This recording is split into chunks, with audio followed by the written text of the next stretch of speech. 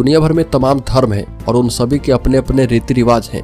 लोग अपने धर्म या फिर संप्रदाय के अनुसार सदियों से चली आ रही परंपराओं और प्रथाओं के हिसाब से ही शादी विवाह, बच्चे का नामकरण और दूसरे अन्य संस्कार करते हैं। इसी तरह सभी धर्मों में किसी व्यक्ति के मरने के बाद अंतिम संस्कार की प्रक्रिया भी अलग अलग होती है। जैसे हिंदुओं में शव को जलाया जाता है या दाह संस्कार किया जाता है। इस्लाम धर्म मानने वाले शव को दफनाते हैं और ईसाई धर्म में भी शव को दफनाया जाता है, लेकिन ताबूत के अंदर। वहीं जैन मुनियों के अंतिम संस्कार में लोग हर चरण में पोलियां लगाते हैं और उससे जुटने वाली रकम का इस्तेमाल लोगों की भलाई में किया जाता है। दुनिया में कई ऐसे संप्रदाय हैं जहां अंतिम संस्कार के बाद पूरा परिवार राख का सूप बनाकर भी पी जाता है। लेकिन तिब्बत में बौद्ध धर्म के अनुयायियों में अंतिम संस्कार का तरीका एकदम अलग है।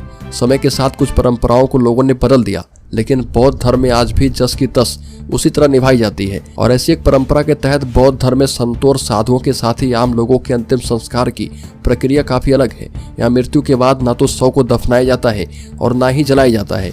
बौद्ध धर्म में व्यक्ति की मृत्यु के बाद शव को काफी ऊंची जगह पर लेकर जाया जाता है और बौद्ध धर्म के लोगों का कहना है कि उनके यहाँ अंतिम संस्कार की प्रक्रिया आकाश में पूरी की जाती है। इसीलिए शव को बहुत ऊंची चोटी पर लेकर जाया जाता है। और तिब्बत में बौद्ध धर्म के अनुयायियों के अंतिम संस्कार के लिए पहले से ही जगह मौजूद होती है और शव के पहुंचने से पहले ही बौद्ध भिक्षु या लामा अंतिम संस्कार की जगह पर पहुंच जाते हैं और उसके बाद शव की स्थानीय परंपराओं के मुताबिक पूजा की जाती है। और फिर एक विशेष कर्मचारी शव के छोटे छोटे टुकड़े करता है और इस विशेष कर्मचारी को बौद्ध धर्म के अनुयायी रोग्यापस कहते हैं। बता दें कि शव के छोटे छोटे टुकड़े करने के बाद रोग्यापस जौ के आटे का घोल तैयार करता है और इसके बाद टुकड़ों को इस घोल में डुबोया जाता है।